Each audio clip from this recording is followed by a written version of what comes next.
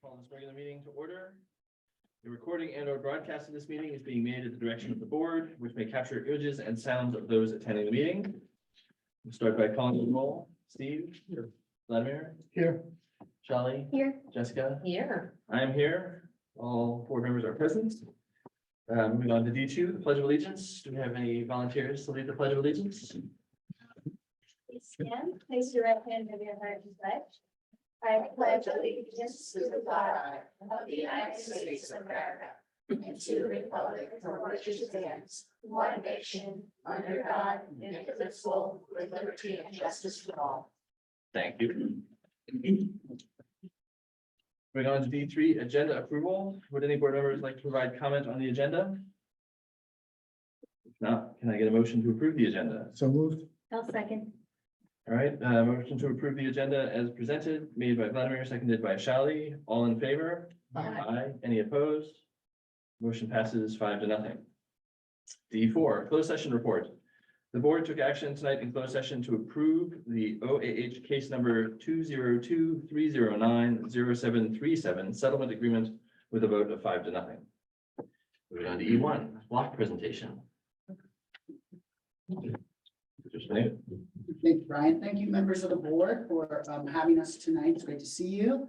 What we're going to talk to you tonight about is really fresh. It's less than a week old. And that is the one-to-one Chromebook deployment at Block specifically, but also at Egan. And so I want to talk a little bit about the preparation that was involved in there. And then I have 3 members of our leadership class to kind of give a student perspective on that. And so we'll give you all that information.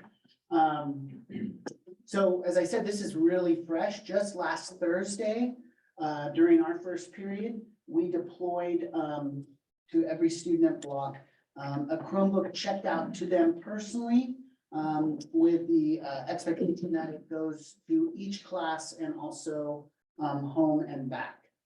Students also got a charger, which they were told to leave at home. And they were told to, one of the things that they do each evening, besides brush their teeth, is plug in their Chromebook, so they have a fully charged Chromebook when they come in the morning. The deployment went pretty smoothly. We were able to do that based on a lot of planning. We actually started planning this, I think, back in September. Substantial work done by Ms. Bosco, Bao, Donna Murphy, the Finn brothers, who we call the Finn brothers, the twins, Rob, Finn over at Block and Doug over at Egan, as well as the ITs at our other elementary school sites to help do the whole implementation. Why was the shift done? For several reasons. Number one is that we know our students are matriculating to the high schools where the expectation is that they will bring their own device. So the expectation is that students will have their either laptops, Chromebooks, and in some cases iPads.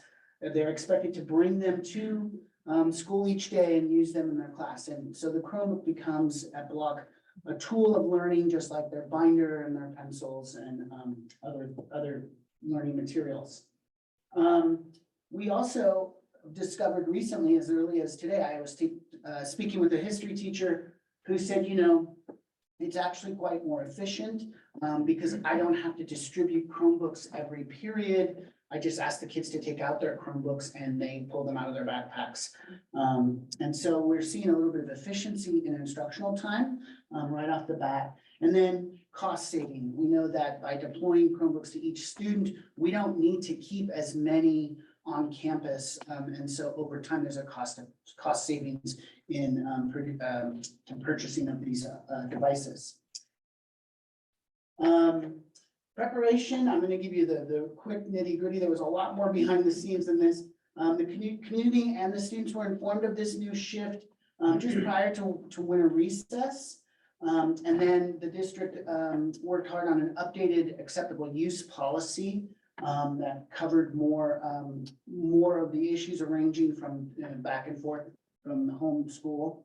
And then the IT department worked really hard the weeks up to, and especially the Monday and Tuesday of last week, getting the Chromebooks ready, cleaned and updated and all the updates and things like that.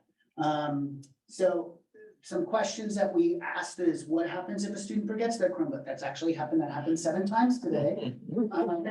And so students go to the library prior to the start of the day and they check out a Chromebook just as they would check out a library book. We use the same scanning system as the library uses, and they're expected to return that Chromebook back to the library at the end of the day. So we have had students forget their Chromebook at home because this is a new program and we did expect that. And then we've also set up a Chromebook cart in the library for students who wish to leave their Chromebook at school and charge their device in the Chromebook cart at school overnight. So these were a number of questions that we worked through. Before we get there, a lot of these questions that we worked through, we ran through both guiding coalitions at both Block and Egan. So, obviously teachers had a lot of questions, what if this, what if that, and we ran those through guiding coalition, brought them back to the committee with Carrie and Connie and myself and Donna and Bao, and worked through a lot of these kinds of what if scenarios. And so far, so good.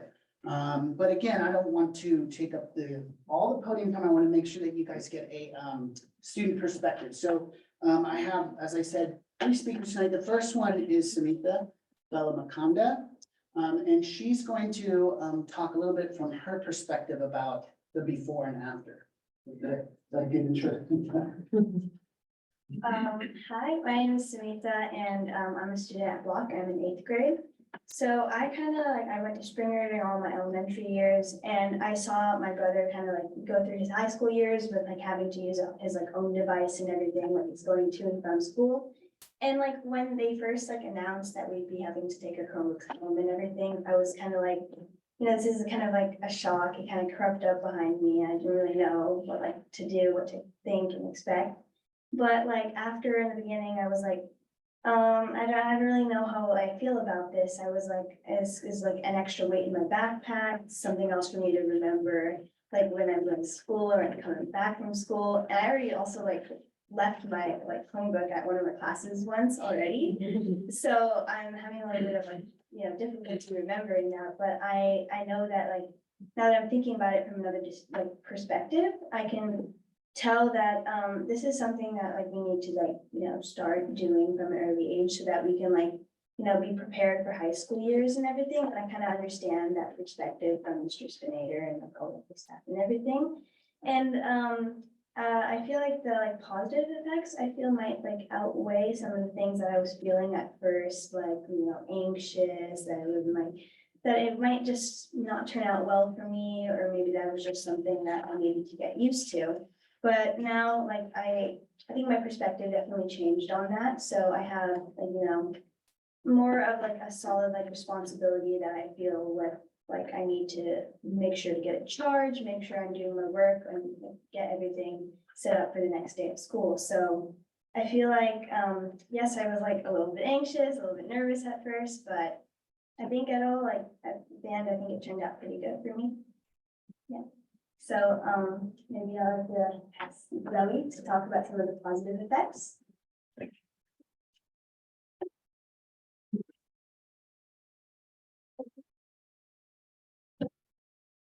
Hi, my name is Zoe Houston. I'm an 8th grader at Block and I'm from Loyola Elementary School. Today I'm here to tell you about some of the positive aspects of school computers. Some of my thoughts are, I think it's a good idea because not everyone has their own computer at their house, and it'll help like with more like efficiency getting the homework done, and it'll help getting it done faster if they don't have to share, if they have like siblings. And it helps with responsibility because we now have to charge it and bring it to school, and it can help us in high school. So we're already in that routine, and it'll help not like forget your like Chromebooks and stuff in high school.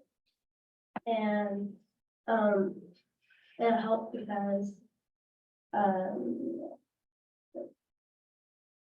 it helps me get organized because I had to go through my backpack and like don't really need this stuff in my backpack. So I would have enough space in my backpack for the Chromebooks. And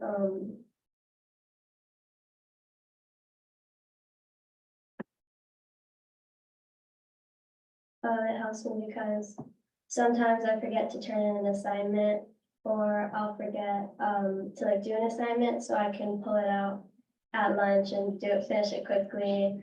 And so that's really beneficial for me. That's all I have. Thank you.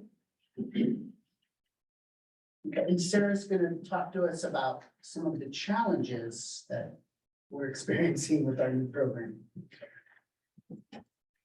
Hi, I'm Sarah Rupella. I go to Block. I'm in 7th grade and I'm also in leadership. And so when we were introduced to the fact that we are going to be getting Chromebooks that we have to take every day to school and charge at night, I was like, because I'm a really forgetful person, and so some of the like negatives, like cons of this new deployment is that there's less space. There's already less space in your backpack because like you have to carry your binder, and like on Fridays you have to carry your PE uniform home, and maybe if you have like extra materials you need for a project, or if you have an extra paper for a project, or something, then you already have limited space. So I remember that when I was like cleaning out my backpack before, I was like, how am I going to carry like lunch to school? So that was definitely that there's a lot less space. And also, you have to remember to bring every day your binder, your like pencil pouch, your planner. And I saw today that my friend, she went over to Mr. Spinader's office and she was like, so here's the thing, I like forgot my Chromebook at home.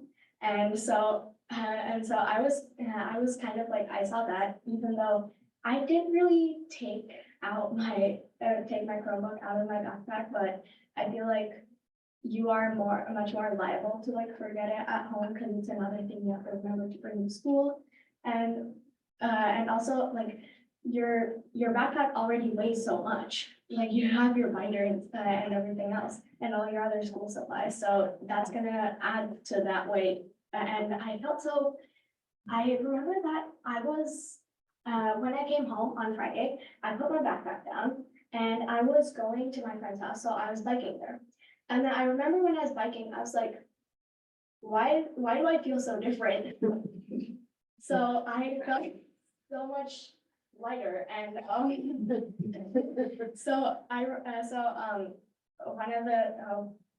one of the like cons of this new deployment is that more weight is added, so it's more like inconvenient to like walk around with like a 60-pound backpack. Well, how are your back muscles? Not good.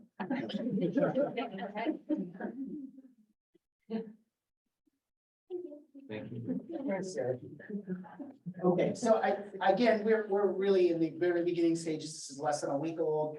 But some next steps, one thing that I know that I need to do over at Block, and probably Connie would agree, we need to continue to communicate with students' expectations, particularly making sure they bring it each day, that it is a part of their educational equipment, just as important as their planner and as their binder, and continue to set that expectations.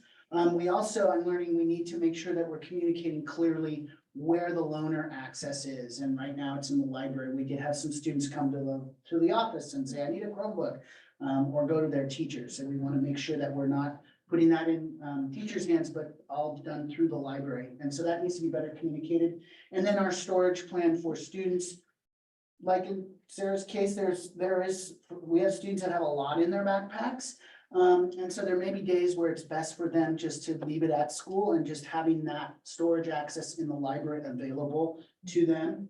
And then get students in the habit of understanding that they're responsible for checking it back out, checking it in. And I think we'll get there. I know we'll get there. It's very early on, but we're off to a good start. The other thing I'm going to be doing starting Wednesday at our staff meeting is working with staff on what are some things that we can consolidate as teachers, so that we can remove some items or make a little bit more space and a lot less weight in those backpacks. And so we'll work with staff on Wednesday to kind of say, hey, do you really need that 2-inch 3-ring binder, or can that be shared with another subject? That can sometimes be a little prickly with teachers. They're very territorial about their organizational methods, but they also understand the students need that extra space and less weight in their backpack. So I did front load them to say that we've been working on that. So they're starting to think about where we can consolidate as a staff so that we're using less and less, or having kids bring less and less in their backpacks. But like I said, we're off to a good start. We're not even a week old, but that's fresh in what's happening at Block right now. So I wanted to share that with you, and I thank you for your time. Thank you. Any board questions or comments? So, Well, I think this is very impressive. Thank you very much, Principal Spinator, but I am even more impressed with these 3 students who have the courage to come up here and talk to us and let us know from a student perspective what this rollout is like. That's really important to us as board members. Just a quick question, in the spirit of lightening up their backpacks, are we thinking about moving to online textbooks? Some of our textbooks are online. I think our US history textbook is online. But I think, yeah, that would be a next phase, is to have online textbooks. Textbooks kind of, they're distributed first day of school and go home and stay home, because we do have classroom sets. With the exception of our geometry, I think the workbooks, because it's a workbook. But textbooks are already at home. But I think that is the next step, and that's utilizing the technology even more powerfully to have that online piece. And are you providing hotspots? Are we providing hotspots? So all the Chromebooks still run on our same Wi-Fi network. So we haven't required any additional hotspots or anything I like mean, at home, but for the kids who. that. We would, yeah, if we have a need, we can. Thank you. just out of curiosity, is this a sort of a year by year? Or do 7th graders get to keep the same Chromebook sort of over the summer and into 8th grade, or is it gonna be a sort of So distribution we at the actually- beginning? Had a long discussion about that. I think the idea is that everybody will turn them in over the summer so that we can do another update and cleaning. So like the textbooks, it'll Get go out like at the the beginning. textbooks, and then they'll be redistributed the following year. Thank you very much. Thank you very much. Thank you. You have any homework. All right, moving on to F, our consent calendar. Would any board members like to provide comments on the consent calendar? If not, we appreciate a motion to approve it. So moved. I'll second. All right, motion to approve the consent calendar as presented, made by Vladimir, seconded by Shelley. All in favor? Aye. Aye. Any opposed? Motion passes 5-0. Item G, employee request to address the board. I believe we do not have any employees to speak this evening, so we will move straight on to community comments. But first, a quick announcement: to provide public comment on an agenda item, speaker cards are to be submitted to the superintendent or the superintendent's designee tonight. The superintendent is absent. Speaker cards will not be accepted once public comment on an item begins. Your name will be announced when it is your turn to speak. So section H, community comments. This time is reserved for members of the public and employees to address the board on items that are not on the agenda. The board is not permitted to discuss or take action on non-agenda items, except to instruct the superintendent to review the matter further, report back to the board at a subsequent meeting, or place the matter on a future agenda. The board may make a brief comment or ask clarifying questions. We have 3 speakers this evening, so it will be 3 minutes each. It will be Vadim Katz, followed by Tal Shalom, followed by Pat Bradley. Oh, sorry, I'm sorry, 1 second. Allison, you said I won, Oh, okay, so it goes. so that's later. Yeah, we'll take public comment on agenda items when we get to the agenda item. Oh, This is comment for items not on our. Oh. Sorry. Always. Good evening. I feel bad to read this after the girls gave a speech. My name is Vadim Katz. I'm a parent of 2 kids at Block. I sent the board an email yesterday asking for an update on training that I heard is being developed for teachers and students to help them identify and confront antisemitism.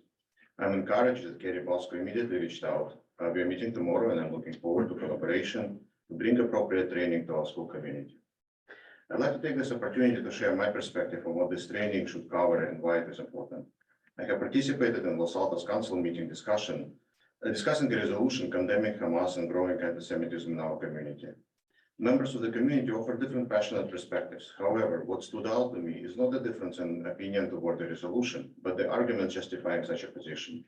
One community member said that Jews are welcome in Palestine since 1948, but Israel is not. Another claimed to be an indigenous Palestinian person. I wonder what Jesus Christ would have to say to this. The sad reality of such statements is how propaganda has replaced facts. The latter ceased to exist. Council member Pete Davis insightfully offered a quote from Joseph Goebbels, the head of Nazi propaganda. A lie told once remains a lie, but a lie told 1,000 times it becomes a truth. If Los Altos residents don't recognize that everyone in Palestine was either a Jewish, Arab, Christian, or Bedouin Palestinian after the destruction of the Second Temple in 70 AD and until 1948, can we expect better from our teachers and students? We should recognize that telling a lie 1,000 times takes a microsecond these days. Our teachers are human who rely on TikTok, UC education. Our kids are perfectly young to be indoctrinated. My ask of the board is to support training that only focuses on how to recognize anti-Semitism using 3 Ds: delegitimization, demonization, and double standards. Our goal should be to bring back ability to think critically about accusations made against Israel, Zionism, or Jewish people, backed by historical knowledge and fairness in relation to other nations and cultures. I request that I and a few other members of the LASD Jewish community be included in review of the curriculum. And I'm looking forward to the meeting with Ms. Bosco and your support in our efforts. Thank you. Thank you. Hi, I'm Tal Shalom. I have 4 kids, 2 in the district, 1 in middle school. And I want to talk today about an item that is not in the agenda, about the training of anti-Semitism for student and teacher. And I'm just wondering why it's not on your agenda for 3 months already. And I looked over, and correct me if I'm wrong, there was no discussion here about what's going on in our schools.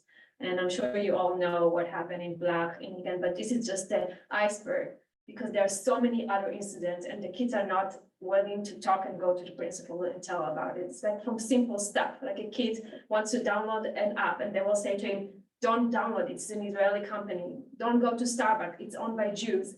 We lost the game, it's because of the dirty Jews. That's on and on and on, and it continues. And it's not gonna be stopped until we try to educate our kids. And this is really our last chance, because I see in the high school, it's even worse. And their kids are not even talking about it because they're so afraid of the implication about the social disconnection, and they're really lost. And I looked at other agendas that you had, and I saw like 2 weeks after the killing of George Floyd, for instance, you did a review about quality policy, about how we can accommodate kids that feel intimidated. But in the case of the anti-Semitism, I didn't see the board doing anything. And I'm really, really worried. I'm grateful that we have a meeting tomorrow, and I'm looking forward to hear what we're doing. But it's not that difficult. And I took the initiative and I talked to a few organizations. All of them are willing to come tomorrow to speak to teacher, to speak to student, to understand, to do workshop, to try to help. And I don't see why we're keep postponing it. So I'm really asking the board to put it on the agenda for the next meeting to see where it stands. Thank you. Thank you.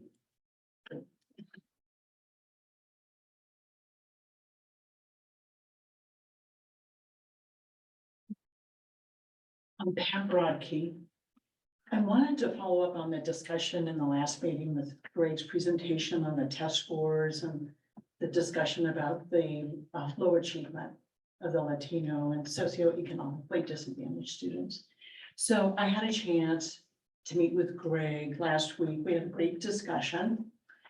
And one of the things that we identified as an expert in this field, and it's someone who's an expert in best practices for Latino English language learners and socioeconomically disadvantaged students.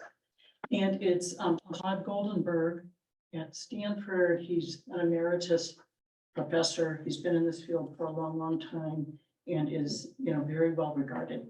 So we've agreed to both review his work and, learn what the best practices are, see what we can get there. So we've just barely started. But there was one thing that popped out as I was doing reading last night that I thought is a good place to start. And Claude had a discussion in one of his publications about what should the goal be. And he said, as a society, we should have the goal of closing the achievement gap between the socially advantaged and socially disadvantaged. But he said that's a bridge too far for schools. So as a society, we should do it, but what should the role of schools be, given that a school can't change everything in society? And his proposal is that the objective should be that, I'm gonna read this, getting almost all children at grade level. That should be the goal. And I think this makes a lot of sense. And I would even start out and say, we could even narrow down a little bit what Claude said and just start with the goal of getting nearly all children at grade level in reading. So I thought that was a great place to start. And, I looked more specifically at the data, our Latino socioeconomically disadvantaged students in that population, only 31% test at grade level. So essentially 70% are below grade level. So we have a lot of room here to improve. So Greg and I will be doing our review. We're going to get together in about a month and compare notes, and I thought you'd be interested in an update. Thank you. Thank you.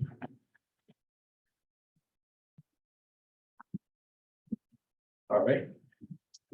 Those community comments, so we'll move on to action discussion items. I1 Citizen Advisory Committee for Finance mid-year report. Mr. Walikevich. Sure. Chair of the Citizens Advisory Committee for Finance, John Michelson, is here tonight with some other members of the committee. Thank you for coming tonight and is going to give the mid-year report for CACF. How's everybody doing? Good. Third week of January, seems like we've been like 2 months past the holidays.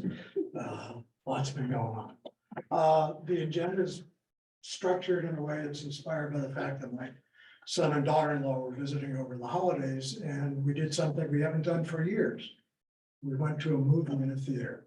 I don't know if you all have gotten back to doing that, but after about 17 previews, we said, let's go home and see this stuff, streaming. It would be a lot less painful.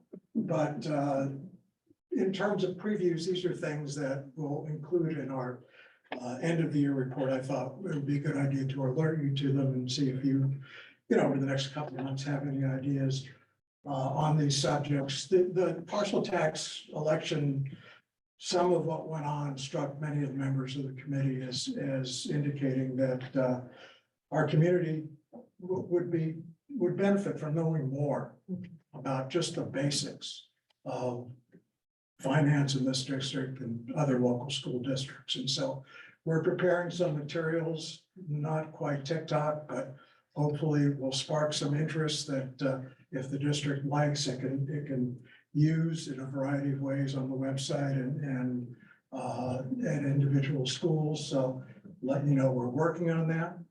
The other thing we're working on, if you use the word Constitution, we all kind of know what that means. You go to DC, you go to the Library of Congress, you see this document.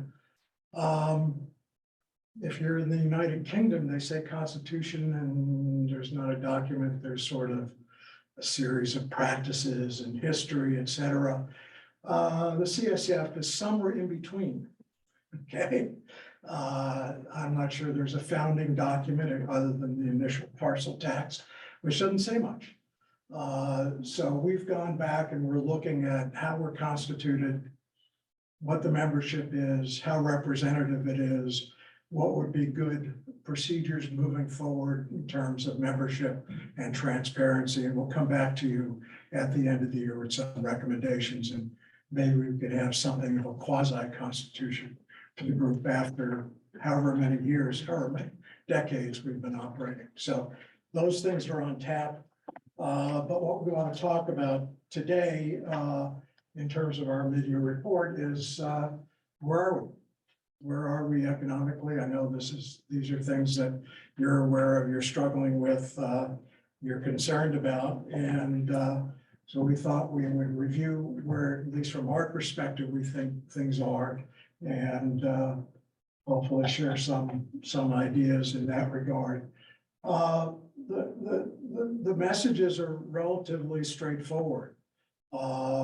We have a situation where, as we'll go into a little bit more detail, revenues are relatively flat and costs are not.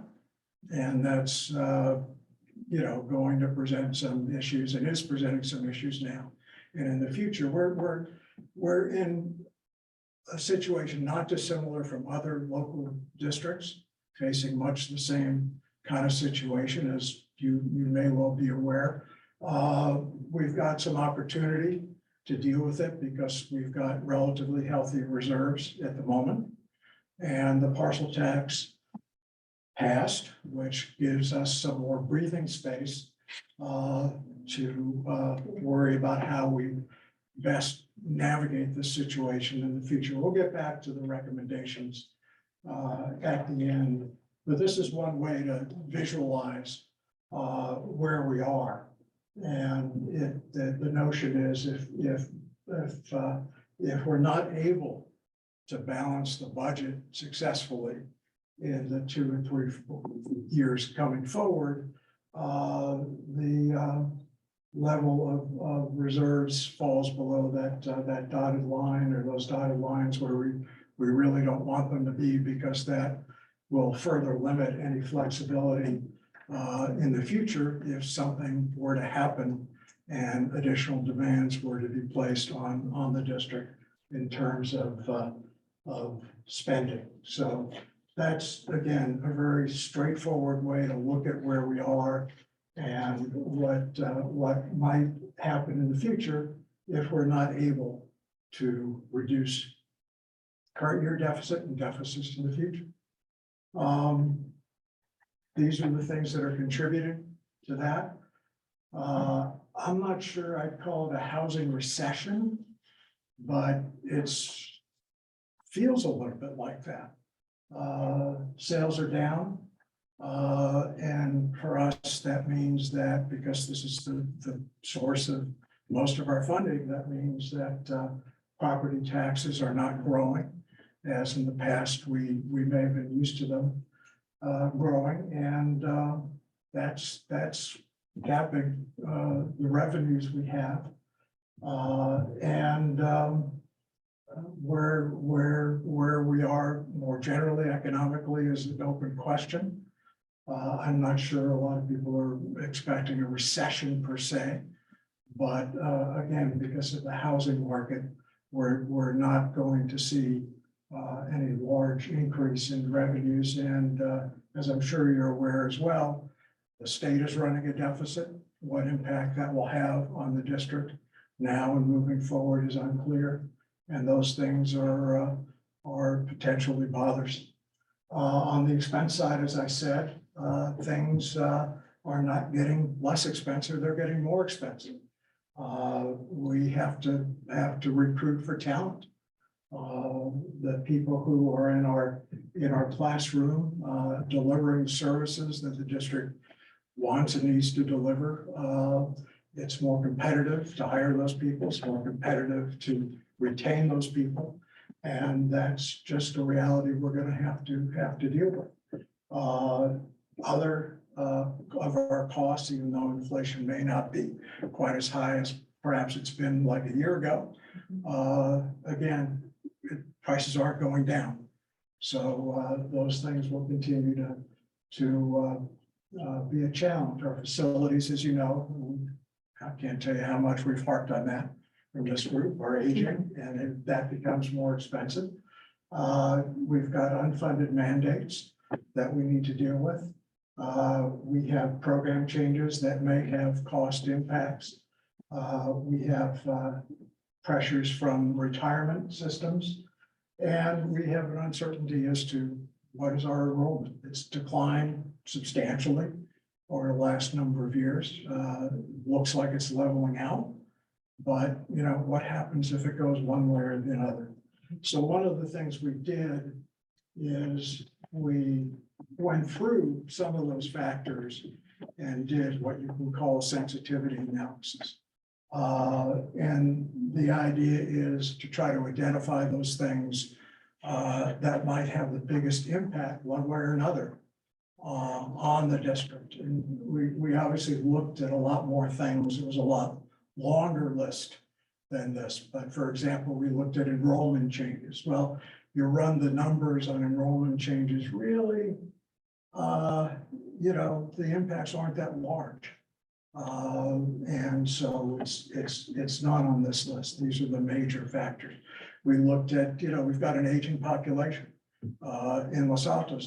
Does that mean that there will be an increased number of senior exemptions for the parcel tax? Well, that could happen, but when you do the numbers, it's not a large impact. So we try to remove those things for the analysis, and what we came up with was this, you know, fairly limited list of things that moving forward you want to pay particular attention to. Again, property tax growth, you know, a small change can have a big dollar impact. 1% less increase in property tax revenue, you know, in 1 year has that $2 million dollar effect. In 3 years has a much larger effect. Salary adjustments. You know, again, these are the drivers of the quality of what we provide. And I think it's fair to say that the district is going to have to look at paying those additional monies, and we're going to need to find other ways to save to be able to do that. Facilities maintenance, you know, question mark. We have a big storm later this week. A roof blows off a school, could blow a big hole in your general revenues very fast. And we don't have much flexibility or ability to absorb that sort of thing. Retirement, again, enrollment, again, it's not a big, generally, it's not going to be a big factor in health costs. So those are the things that moving forward, you may want to pay particular attention to. And these are the things that we think moving forward, to summarize, are most important to include in your planning. We understand that planning and budgeting are two different things. The way the district has to budget, it has some constraints on you, constraints in terms of timing. You adopt a budget before you know a lot of what you're going to have in terms of revenues and sometimes expenses. That makes things difficult, but hopefully this is a focus here more on planning than budgeting. Although it's important, as I know you know, and I know district staff knows, just to get as close to a balanced budget this year as possible, and to develop some contingency plans for some of the expenses that over the next few years are likely to be on the horizon. And, you know, those future needs, program changes, costs of the tent site. And please do keep in mind that when the tent site is occupied, that's actually an expense savings. The district is spending, I don't know, close to $1 million a year on portables at Egan and Block. And that's money, if there's a tent site that does not need to be spent, can go to something else. Easier said than done, I realize that, but it's something to keep in mind. Capital improvements, if there's bond financing that would help the district with its facility needs, that's potentially a savings of $500,000 to $1 million a year. That's money that can go to things like teacher retention, teacher salaries. So there are pluses and minuses here. And that's our thoughts about how to look at them. Thank you. Are there any clarifying questions from my fellow board members? Can we take public comment? Seeing none, we have one request for public comment. Okay. Allison Thank Biggs, you. so we'll give her 3 minutes and then we'll come back to you.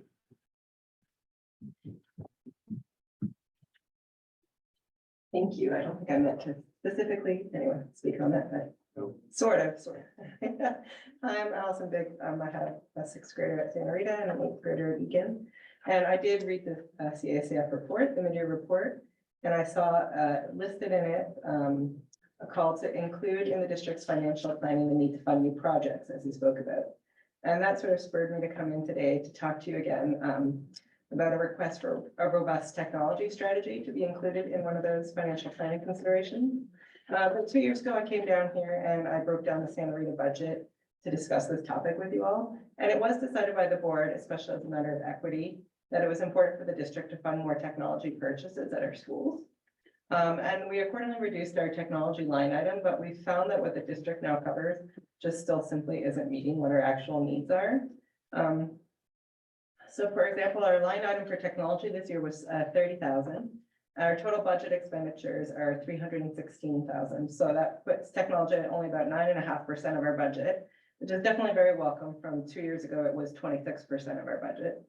But it hasn't actually covered all of our costs, and we're having to move money around on our budget that we simply didn't think. So the district's now paying for student devices and teacher devices, and I do thank you for the Chromebooks and for that presentation. I texted my eighth grader to remind him to plug his in. And he said he has, so that's good.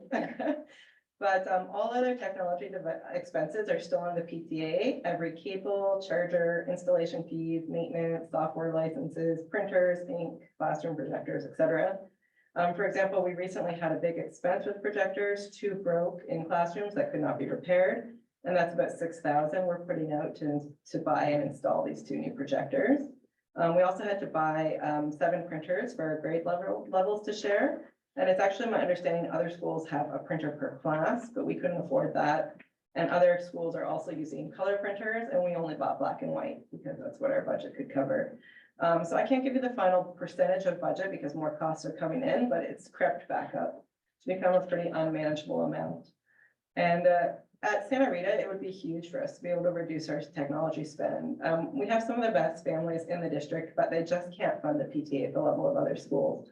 And it's not an unwillingness to pay our families step up time and again, but it's just a simple lack of ability. And it also leads us to have to devote a lot of our time, more time and energy than we'd like, to fundraising versus the fun aspects of the PTA, you know, like having community building events, doing teacher and staff support, etc. Instead, we're constantly, every topic, every meeting comes up is the idea of fundraising.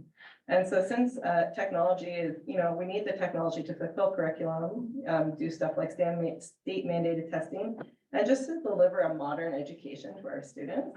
I just once again wanted to ask the board to consider how it can be inequitable to ask the PTAs to fund this need versus considering it in the district's financial planning. Thank you. Thank you.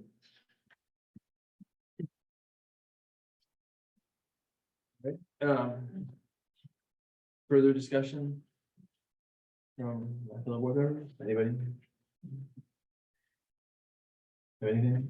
Thank you for the presentation, as always. It's gonna take us some time to digest.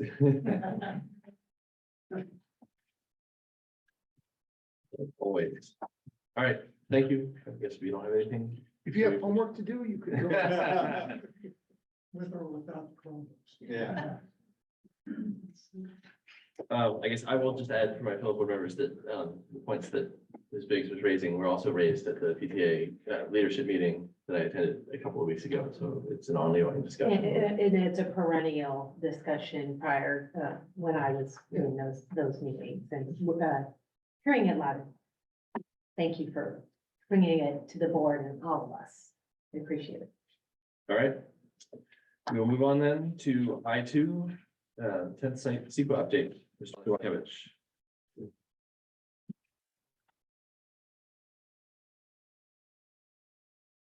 So tonight, we're going to give a brief update of the CEQA process. And so the district hired a CEQA consultant, Amy Skewes Cox. It's been about 18 months ago to provide CEQA services for the 10th site, which is required. And I just want to give the board a brief update on the CEQA timeline. Show some slides that are part of the CEQA documents that will be released soon. And then also talk about where we're at with the design build services for the 10th site. So those are three main items for tonight. So this is a brief update of where we're at in the CEQA process.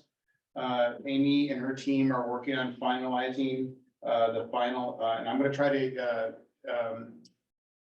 use the full words and some of the acronyms of the environmental impact report, the EIR, and the public review of the EIR. We're expecting to release it March 15th, and that'll be a 45-day review period. And that'll be we prepare the administrative final EIR. The district will review the final administrative EIR, and that's where the public has a 45-day comment period. And so Amy will have to actually review all the public comments. They will be coming to a district email, and then we'll take all those comments and respond to them. That'll be part of preparing the administrative EIR. There was a question about what is MMRP, and that's the Mitigation Monitoring Reporting Program. And that will be basically how we're going to resolve some of the issues that come up in the EIR, if it's being with traffic and noise and things like that. Those are it's kind of a process, and it's a very strict timelines and have to be followed for California law. The final environmental impact will be out for public review for 20 days. There'll be no comments on that, but people can come to a board meeting and make their comments at the board meeting. There'll be no public comment on those, but it'll be out for public review. There'll be a board meeting certification of the FEIR, the final environmental impact report. And we expect that to be sometime in summertime, where we think by August 5th. And then the board will make a notice of determination, NOD, after the certification. And they have 5 days to file that. There is a CEQA challenge period, and the only time that really happens is if we do not evaluate all the potential impacts of the site and its use. Or if it was not studied and it should have been studied, or if we didn't follow any part of the process. But Amy and her team are very diligent, detail-oriented. We're definitely following the full process. It is a long process. It has taken a year and a half, but that is pretty normal for projects at this size. There's a lot of oversight and there's a lot of input. You will have some public agencies, cities and counties, and the Caltrain and all the public agencies that are on there will be responding and making their public comments on some of these things. So that's just a quick overview of where we're going to be at. We do anticipate the public review period starting in March. Okay, I'm gonna show some of the slides. And all of these slides are going to be part of the environmental impact report and will be part of Amy's project that will be actually embedded inside the document. And I want to point out that we're great partners with the city of Mountain View. They have helped work with us on some of these complicated issues dealing with the city park, some of the boundaries and property lines and things have to be worked very closely. And so they are really partners with us in this project. Part of the joint use agreement, we've been working closely with the layout of the fields and what does that look like, and I'll kind of point some of those out. But this is a nice little outline of kind of like what is the full design layout looking like. And it's really for the community to look at it so they have an idea of what is the impact of this project and what is it going to look like. A lot of issues with the fire lanes and the turnarounds, and fire trucks can't only go on certain parts of the property, right? So based on what's going on out there. So a lot of detail has been put into this from Amy and her team. It's really great to have a good team. It makes it much easier to get through the project. This is another type of the layout. And then I want to point out the fields. The orientation of the fields was changed based on some input from the landscape architect and also with city staff. Part of the joint use agreement is there going to be some adult softball leagues, possibly at night or day, we're not really sure. But the layout of where the fields are in relation to the sun, because in the afternoon you've got the sun, and is the sun going to be in the batter's eyes or the outfielder's eyes? And so there's all this layout. The landscape architect made some recommendations. The city really liked those recommendations. So the orientation of the field kind of got switched a little bit. No major environmental impact. but just a layout, and that's part of that really collaboration with the city staff being involved in some of those decisions, which we thought was totally appropriate. This is another view of it, kind of a top view, 3D view of looking at the project. You can see the future city park, athletic fields, basketball courts, and outdoor areas, and then the school campus there on the corner of Showers in California. This is the first floor plan, and because we're in the middle of a design build process, the great part is no matter how many students go to the school site, it's adaptable. And so in the design process, you can see certain buildings are going to be single story, certain ones can be modified, made 2 stories. And then if there's a kindergarten classrooms, they could be expanded to a house TK as well. So there's a lot of flexibility in the design. Really appreciate Lisa Gelfman and Gelfman Partners helping us work through some schematic design and the design development where we're at now. Next slide, this is the second story floor plan. And very, very similar. This is where you won't see buildings for second story because kindergarten classes can't be on the second story, right, due to their age level. So you'll see that why there's a little bit different layout, but that's kind of where we're at with the layout for the second story. And then this is a street view of what a library would kind of look like. And this is a rendering. Doesn't mean it's going to be designed exactly look like that, but we just want people to know that a library is going to be built on this campus. Which benefits all of our kids. I heard somebody talk about reading scores. This is a great place for kids to work on the reading and get some great, some books. And we feel the libraries are pretty critical components of all of our schools. And this is 2 slides. One of them has some clouds and nice blue skies. And then the only difference between that one and this one is just a little bit less fancy, but this is the elevation, and the elevation is what it's going to look like from the street view of California and Showers. I kind of like this one better with the clouds, to be honest. But this is a nice view of the layout of the 10 site. Again, all the design development, all the work done by Gelfman Partners is all going to be incorporated in CEQA, and it's all very important for developing the RFQ process as well. So all that work done by Gelfman Partners is very valuable to the future design teams for the design build entities. And then we have been talking a little bit about the design build process and the RFQ. The RFQs for design build services was released on January 11th to design build entities, and the SOQs are the statement of qualifications. Those are going to be due next Tuesday, the 30th. Then after that is done, they'll be evaluated. We'll have a short list of folks to bring in, and then we'll release an RFP, request for actual proposals from those design build entities. That will be released, we hope, in early February, and then we'll start working on the design build entity selection sometime in March. So that's a brief high-level overview of the RFQ process. Tomorrow, all the questions from the design builders and entities will be answered. We have tomorrow till 2 o'clock to answer all those questions from them. So sounds like there's some good interest. So we're really excited to see some good interest to help the district design something really great out there for the 10th site. So here to answer any questions if you have any tonight. All right, any clarifying questions from other board members? See no request for public comment. I have a question. On the slides, the sort of greenway in the Hetch Hetchy right of way is something that I hadn't seen before. So I was wondering if that is an integral part of the sort of the bike lane there, and the implication that it's just separated from car traffic. I'm wondering if that's an integral part of CEQA, because that's not something I've seen discussed before, and I know that the Hetch Hetchy of the San Francisco Water Department, I think it is, that owns that right of way, can be prickly and hard to deal with. So I was just Yeah, curious we're about working, we're trying to work through that right now with the Public Utilities Commission who owns that right away. We're not allowed to really design anything over that. So we thought the least impact would be some sort of a pedestrian walkway or bike lane on the exterior of it. In fact, we had to change the fire department turnaround because Hetch Hetchy or the Public Utilities Commission didn't want a fire truck going across that. So we had to change the circulation of a fire truck. Just something simple like that became a little bit of an issue.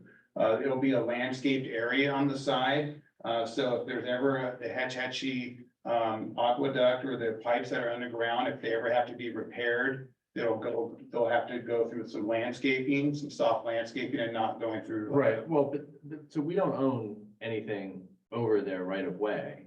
That's my understanding. So, There has to be some delineation between the property lines. We're working that out right now. but I hope we're not committing to landscape their property, is what I'm getting at. I don't think we're gonna be doing that, but I'll get back and check on that. Eric, Yes. are you, and Brian, are you talking about the dots on the left-hand side of this, Well, I'm talking about everything to the left of the dotted red line, which is our property line, right? So there's, right now, There's that's, a notch that's in good. there that Oh. actually we will be over, I believe. So if we're using it, we may be getting an easement to it, is my understanding. So I wouldn't want to not necessarily landscape. It's not that much, that sort of expense for that notch may not be that bad if we're actually getting use of Well, that piece. I think the notch you're talking about is actually an easement that cuts into our property. That's currently yes. part of, so that's part of the existing driveway that kind of does an awkward little turn. That that hopefully we're working with the city and everybody else to get rid of that notch. Yeah. Which is, the notch is not reflected on these drawings. And we can get clarification. So I would just like clarification, because Absolutely. I mean, that and the library, I mean, we're not building a public library, we're building a school library. So I'm Correct. concerned that some of these drawings are gonna give people the impression that we're building a community library.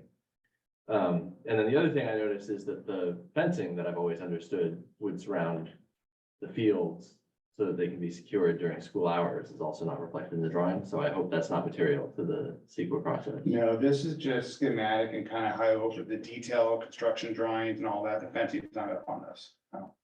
It's not reflected on the drawings. Okay.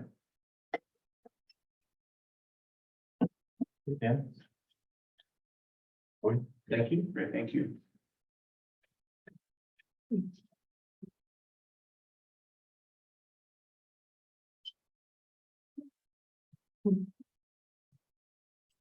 Moving on to item I3, City of Los Altos LASD Schools Committee meeting. So this, anyone would like to submit a comment, please submit a card. So we've done this before, I don't know, I can give an introduction, or I don't know if you want to. But we got an email from city staff to Marcy asking to set up a city schools committee meeting with, I believe the main item on the city side is the crossing guard situation. They took over, I don't know if you have the history, Carrie, I can't remember it, over time, sometimes in the past, we've split the costs with the city. The last few years, they've been paying for the crossing guards that exist. There is some discussion about whether they're, at what level they are willing to continue funding this crossing guards. So I think they want to have an overarching discussion about it. Our city schools committee is currently Jessica and Vladimir, I believe. Yeah. So in the past, whenever one of those meetings has been asked to set up, we've had an item on the agenda like this to generate topics. I think recently our current sentiment has been to try to keep those meetings more focused and less grab baggy, but this is the opportunity if any of my fellow board members would like to suggest topics. Yeah. This is not a suggestion for a Okay. topic, but what happened to safe routes to school? Well, I mean, that's a topic for sure. Okay, It is, because there's a whole study that was done and a lot of our parents gave input, right? That the city had elicited input from the community. And so then I don't know what happened with that information. Did the pandemic happen? I don't know. So, I think Safe Routes to School is kind of an ongoing effort, by the, perennial, for sure, by perennial, perennial. yeah. Where they're continually updating, they publish maps for our community members, sort of suggesting ways to get to school. And so that would certainly be part of this whole topic is. I don't know if anybody wants to provide also sort of direction to Jessica and Vladimir about this topic. I mean, my sense is, as we just had our CICF presentation on budget issues going forward, I don't get the sense that there's a huge amount of appetite on our side to assume costs even for something as important as the safety of our students on their way to and from our campuses. it's hard not to, it's hard to respond to the argument that it's our students and the safety of them should be our responsibility. On the other hand, the streets are the responsibility of the city and the bikes. And I think that Shelley would like to comment. I just want to say one thing, though. They are our students, but they're also members of Los Altos community. And Absolutely. they're citizens of Los Altos, so their safety should be everybody's concern. There's also, to weigh in there as well, there's some other expenses that the city as GPA members used to pay more into, and they pulled way back from. And that we are now funding pretty much on our own. So I'd like, I agree with that idea that some of the ongoing expenses that the city is used to participate in are minimal. Willing to send Jessica, whatever ones you know Yeah. of. Okay, that's fine. I'm happy to bring this up to the city. You know, however the board wants to Right. approach it. Well, I think for you guys have. we So have I mean, all safe routes the to same schools, sense. are- like, we would like an update on safe That routes would to be school. great. So I think that's one, that was kind of in my head already. And I think, and then they'll bring up crossing guards, I'm sure. And the check, thing, I think we should be specific. Very specific there, yeah. It's check. Yeah. And are there any other specific issues? I always like asking about the back extensions of Beacon. It's always fun. Yeah. It's very. I mean, so Vladimir and I had a conversation a while ago now with the neighbors there, and actually, we were on this committee at the time and pinged the city, and so our last communication was to them was that back entrance to Egan specifically, I think if we're going to make a push for that, it has to be part of the overall facilities master plan that we're developing. So we can go with them and say, here's our sort of longer term plan for the site, plan for how it will be used, and here's why that back entrance fits into that plan and is necessary. Yeah, So feel free to mention it. yes. That's sort of where we left it the last time we talked to the city. I will say that they were not, I'm sorry. The residents were not very enthusiastic about the back. They never are. What's that? They never have been, for sure. I'd like to understand where they're headed with the requirement for housing. The state requirement for affordable housing, because it tends to be, looks to me like they're trying to cluster it into, which will have an impact on our schools. And I'd like to have a better view of where they're headed with that mandate. Give us like a light version of the housing element. That's really what we need to know as a school district and where the density is gonna Where the be. density also, if they're gonna put, back to the conversation we had, Santa Rita, where they have a great population, their cash is not always what they have at hand. Or the more they make a dense population of families that are socioeconomically challenged, Mhm. that it has an impact. Mhm. And so we need to understand and plan for that, if we could. So, Either way, any Either sort way. of density, Yeah. whether it's affordable or especially not. affordable. But either way. Yeah. It means more students and probably Yeah. prepared for that. So just clarification, my understanding of the state law that's driving all this is that the cities and towns have to designate an area where a developer wants to go. I'm sorry, Can they you? have to designate an area and we have to wait for developers to decide that they want to go in that area. Is that correct? No, the city can put the housing anywhere they want within the area, they don't have to mandate it to a certain location. So, like, it won't be north side of town, will all be dense. It could be anywhere across the district. You're Right, right. no, but You're right. You're right.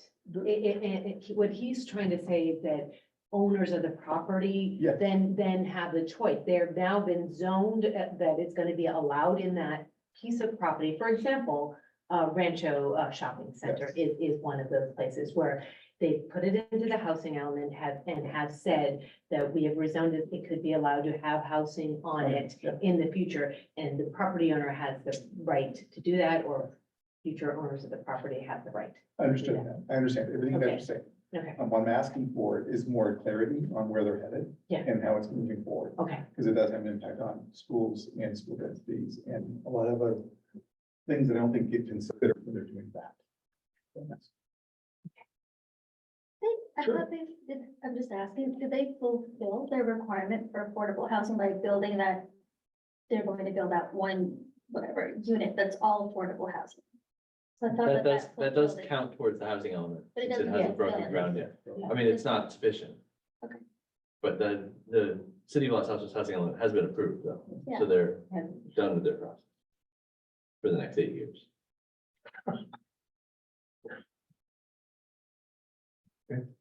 Those are great topics. Anything else? All right. We will move on. To I4, Jessica's favorite resolution, resolution 2324-10, the Lincoln Family Big Change. Are we deposing Lincoln now? With the approval of the 24-25 district calendar earlier tonight, approval of a resolution is required for Ed Code to observe the holiday on February 18th rather than February 12th. Ask for the board approval this evening as an action item. Okay, any clarifying questions from the board? Clarifying question. Any public comments? We have, seeing no request for public comment, any further board discussion, or I'm prepared to entertain a motion? So moved. Did I cut anybody off? I'm sorry. No, No. All right, motion to approve resolution 2324-10 made by Vladimir, seconded by Shally. We have to roll call this one? Okay, I will call the roll. Steve, Aye. Vladimir, Aye. Shally, Hi. Jessica. Aye. I also vote aye. Motion passes 5-0. I5, board policy updates. Yes, this is the first read this evening for the reference board policies. They're for review only. Approval will take place at the next meeting. Please let me know if you have any questions or comments. Okay. Yeah. All right, we move on to J, board and administration comments. Mr. Walagevich. We are actively recruiting members of our Citizens Oversight Committee. We have a couple openings. One is for a member of a taxpayer organization. And then we'll Are we also, all members of a taxpayer organization? Called the United States. It's not an organization per se. but then we're also looking for a parent PTA member at large. And then also a business owner that owns a business in the district boundaries. So if you are able to help us recruit, we really appreciate it. We've been able to, there's been people coming on and off the committee, so we are short 3 people. And we must have at least 4 to have a quorum to conduct business, so we want to make sure that our oversight committee is attended and that we're meeting the requirements as required. So if you could help us recruit, we'd super appreciate it. How many members do we have now? We have 4 now, but it's better to have 7 or more if you can. Yeah. And is do you happen to know whether the membership is set by the board or is it set by law? It's set by law. 7. Yes, and that's part of the Prop 39 requirement for Okay. Measure N. Yeah. And then we had a thing that we set up according to the law that we did approve. Correct. Created. Yes, and they get appointed by the board. We recently, in fact, Stella's husband Brandon volunteered, so we recruited Brandon, so thank you for that. But we're still short 3 more members. In the business, can it be a nonprofit? I don't think so, as long as they have a business owner inside this district boundaries, I would think that would justify. Well, in fact, it's a business that operates within the district boundaries, right? So it doesn't even have to be a district resident necessarily. If it's somebody who owns a business in the district, is my impression. I have to check on that. Yeah. There was a podcast episode on it. Yeah, Well, that's a good question. it's a good question, yeah. Just a couple of brief items. Last time I spoke about the staff development that we were having last Tuesday. We organized by grade level bands, so I got to lead a 6th through 8th grade band. Sarah Gerlinger and Greg Drummond led the elementary sessions, and then Diane Quintana led another one of the junior highs. It was really fun to get the 2 schools and all the 6th grade teachers in the same room and talking about the wheel and, you know, what defines a student-centered experience. So I just want to mention that. Also, I'm not sure if you've heard, we've started an aspiring administrators group or aspiring leaders group. It has a couple different purposes, of course, to build the bench for future openings from our teaching staff, but also just to build teacher leaders. In the session last week, we started digging into the wheel and, teaching and best practices in the district, and we were looking at artifacts from the different grade levels. So I had 8th grade teachers looking at kindergarten and first grade work, and then we came back and debriefed. It was powerful. So thinking about vertical alignment, getting teachers talking with other grade level teachers across the district. So in the future, maybe we'll be able to do a presentation on that and give you an update. And then finally, it is kindness week, so thank you for being so kind to me while helping out. I really appreciate it. I'm missing Sandra this evening. Thank you. No, I'm with Steve. Sally? Pass. Jessica? I mean, I have notes, so I don't have to say them. Don't feel pressured. We would love to hear. I did my work on the community gives back. I went to the SEC BOE meeting and as did Shally. And I think a bunch of us probably attended the CSBA budget webinar.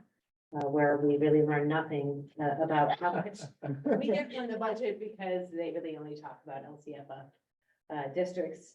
But it's good to learn how the other half lives.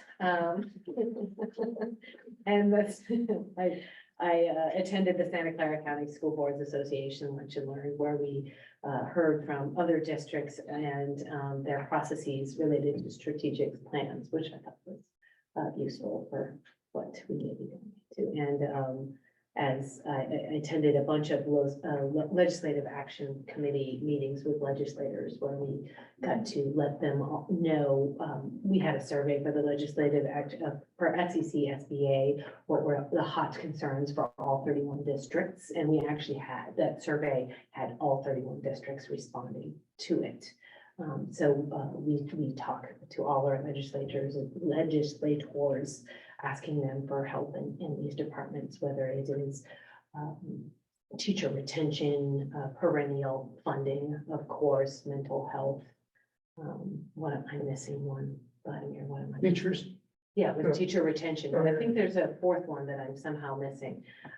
Anyway, it's great to get on their radar, and then we get to hear about their legislation that is in our space. And that is it. Okay. I will just make a plug. I discovered a new podcast, new to me, called They Are Waiting for Us by, I think, the head of the Silicon Valley Educational Foundation. And she does basically conversations with guests active in various aspects of, but I've liked it more than some other education podcasts because it's more. Except the LASD. Except for the LASD, right? It's now second to LASD experience in my education podcast line. Because unlike some, it's rooted in Silicon Valley, so it's more local issues and Santa Clara County issues than. So I love it. I'll add that to my list. Yeah. that is it, and we are adjourned.